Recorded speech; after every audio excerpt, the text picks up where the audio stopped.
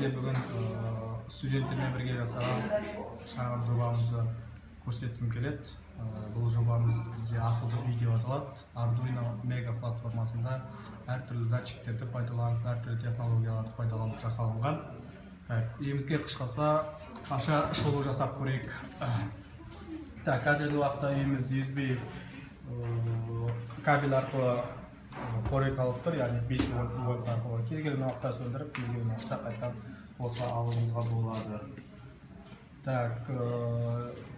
Arduino микроконтроллер программа бізде C тілінде жүрді. Программное обеспечение дейді. Программное обеспечение бізде Arduino ID пайдаланылды. Үйімізді көрсетуді бастайық.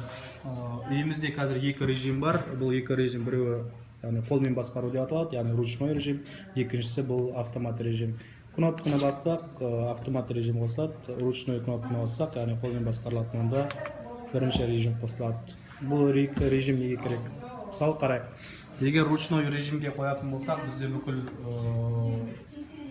қызметтер, бүкіл действиелер, яғни әрекеттер барлығы қолмен басқарылады, яғни пульт арқылы, SMS сообщение арқылы тағысында. Ал егер автомат режимге қоятын болсақ, онда барлығы автоматты режимде болады. Яғни вентилятор өзі қосылады, бүкіл датчиктер барлығы автоматты режим жасайтын болады.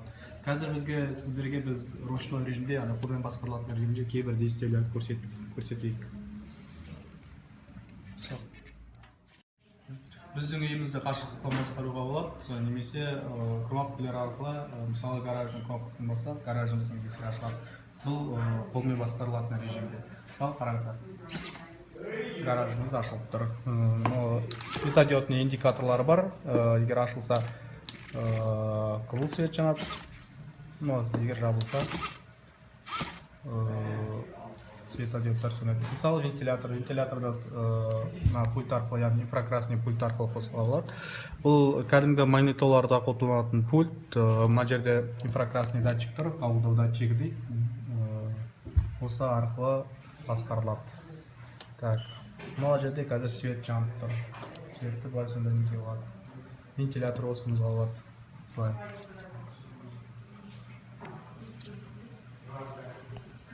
Мысалы вентиляторды үй салқындасына қосып, үй ысысына қосып, үй салқындағанда пульт арқылы сөндіруімізге болады. Мына свет қазір өздеріңіз білесіздер. Кәдімгі қарапайым ажыратқыштан гөрі қазір бізде пульт арқылы басқарылатын люстралар, тағы да басқа құрылғылар шығып жатыр. Сол құрылғы кез келген үйге орнатуға болады. Бірін емес, біреуін емес, бірнеше 220 вольт қазір қосылып тұр. Мына жерде 220 вольтты біз реле арқылы басқарып жатырмыз. Ручной режимде осындай әртүрлі әрекеттер. Ал егер автомат режимге қоятын болсақ, қазір бізде әртүрлі әрекеттер бізде уже автоматически, яғни автономды түрде басқарылады. Қазір датчик движения тұр, яғни датчик движениеде бізде менің қозғалысына байланысты гаражымыздың есігі ашылып тұр. Вентилятор қосылды, өйткені температура бізде обычныйдан уже асып кетті. Сондықтан вентилятор қосылады. Температура қайттан төмендеген кезде вентилятор өзі автоматты түрде сөнеді. Датчик температура тұр, мына жерде егер қолмен ұстасақ, бұл адамның температурасына қызартып. Қазір бізде бөлменің температурасын бұл көрсетіп тұр. Датчик освещения істейді, яғни жарық датчигі болу керек. Қараңғы болса свет жанады, жарық болса свет сөнеді. Мына жерде 220 және светодиодтарды басқаруға болады. Тағы не бар? Ручной режимге қайтадан қояйық. Мына жерде экран көрсетіліп тұр. Бұл бізде простой текстовый экран. Бұл жерде қазіргі уақыт көрсетілген және температура көрсетілген. Егер датчик температураны қолмен шамалы қыздыратын болсақ, өздеріңіз көріп тұрсыздар, 28 градус, қазір 29 градус болу керек. 29 градус, яғни барлығы жұмыс жасап тұр. Бізде датчик реального времени дейді, яғни шынайы уақыттағы осы кәдімгі сағаттар сияқты жұмыс жасайды. Яғни бұл қорек көзіне тәуелді емес, яғни питанияға. Питания кез келген уақытта сөндіріп тастауыңызға болады, қайттан қоссаңыз, дәл сол сол жерден бастап жалғасады. Тағы да не айтуға болады, бізде датчик газы бар, яғни үйден мысалы газ шығып жатса, мысалы қазір сондай бір ситуация создавать етіп көрейік. Сигнализация ойнайды. Егер газ өте көп мөлшерде шығатын болса, онда менің телефоныма SMS сообщение келеді, сіздің үйіңізден газ шығып жатыр деген. Тағы қандай әртүрлі әрекеттер бар. Мысалы қарайық.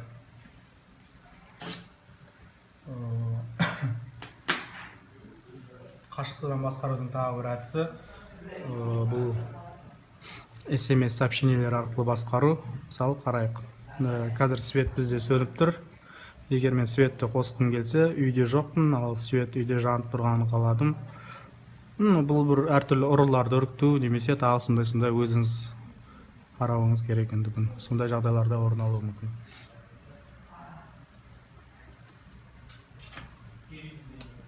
Светіміз қосылды. Мысалы, дәл осылай вентиляторды қоса алады, тағы сонда. Мысалы, үйіңізге жарты сағаттан кейін келетін болдыңыз, үйіңіз салқын болғанын қаласаңыз, сіз келіп тұрғанша бізде вентил on дейтін команда бар, яғни вентиляторды қосу деген. Вентиляторымыз қосылды. Но егер жарты сағаттан кейін келмейтін болсаңыз, үйіңізге бір шаруаларыңыз шығып, онда вентиляторды біз дәл осылай сөндіреміз, бірақ команда бізде off, яғни сөндіру.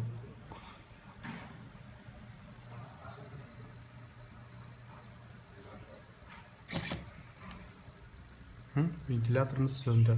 Тағы бір маңызды командалардың бірі бұл GSM домофон. GSM домофонда отырғанымыз, кәдімгі домофонның GSM түрі, яғни GSM деп отырғанымыз ұялы телефон желісі арқылы біз үйімізге келіп тұрған адаммен сөйлесе аламыз. Мысалы, үйіңізге бір туған туыстарыңыз келсе, үйіңізге кіре алмай тұрса, немесе тағы шаруалары болса, мысалы кнопканы басатын болса, яғни звонок.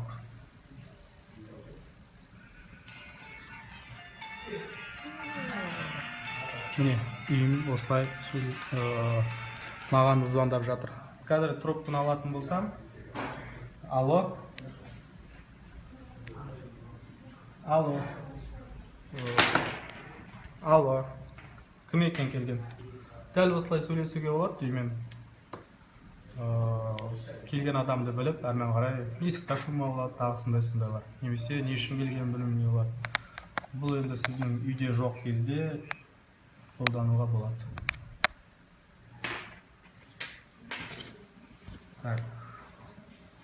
Барлығын айтқан сияқтымыз. Айтылмаған не қалды. 220 вольт бізде қазір реле арқылы қосылып тұр. Егер реленің не екенін білгіңіз келсе, бұл 5 вольт пен 220 вольттың арасындағы, былайша айтқанда, көпір есебінде. 5 вольтты біз релеге береміз, ал 220 вольтты көпжат есебінде ажыратып сөндіріп қосып тұрады. Сыртынан барлығы тұр. Ішкі құрылысын қарайтын болсақ, ішкі құрылысы ешқандай пайықсыз жұмыс жасадық, өйткені әрмен қарай бізге құрылғылар әрмен қарай тағы да басқа мақсатқа пайдаланатын болғандықтан, проводтарды контактілерге кигізіп, немесе бұрап, немесе тағы сондай клейлеп, сондаймен жасадық. Өйткені әрмен қарай бұл құрылғылар бізге керек, басқа мақсатқа, басқа жобаларға керек болды. Так, осы достар. Бізде үйді бағдарламалық мана айтқандай C тілінде жүрді. Программер және бағдарламалық орта бізде Arduino IDE. Кодты қазір сіздерге қарай көрсетіп өтуіме болады. Так, бізде кодымыз әртүрлі функцияларды, процедураларды пайдаланып жасалынды. 700-800-дей бізде жол код болу керек негізінде қазір. Так, 736 жол, яғни 35 жол кодымыз бар. Мысалы қарайық. Әртүрлі библиотекалар, мысалы OneWire, бұл бізде ламалар дейтін бізде датчик температураны басқаруға керек, даллас температура екеуі. Мысалы iRemote дейтін библиотека, бұл бізде пульттің яғни библиотекасы. Сондай библиотекалар. Мысалы Lightweight Crystal бізде экран, яғни текст экранды басқаратын библиотека. Кнопкаларды әртүрлі дресбекті жою үшін біз Bouncer дейтін библиотеканы пайдаланып, өте ыңғайлы болып шықты бізге. Және бүкіл кнопкалар бізде осы Bouncer библиотекасы арқылы басқарылды. Дресбек мүлдем жоқ десек те болады, барлығы жақсы жасап тұр. Дресбек не екенін білгілерің келсе, шамалы интернетті ашып, немесе кітаптан оқып алуларыңызға болады. Мысалы, мен сіздерге қазір бір функциямды көрсетейін. Так, қандай функция бар бізде? Бұл нелер. Так, свет, гараж. Таймсет дейді, яғни бұл бізде уақыттың функциясы болатын. Қандай функциялар? Кнопка get дейтін функция бізде болды, біз бүгін жасадық. Так, бұл не үшін бізде 1, 2, 3, 4 кнопка болды. 4 кнопканың барлығын бір функциямен басқанымызға болады. Мысалы, мына жерде қараңыздар, кіріс параметрлерден кнопка пин дейді, яғни кнопка қандай Arduino'да қандай пинге қосылып тұр, соны жібереміз. Сол бойынша ол қай кнопка басылғандығын анықтайды.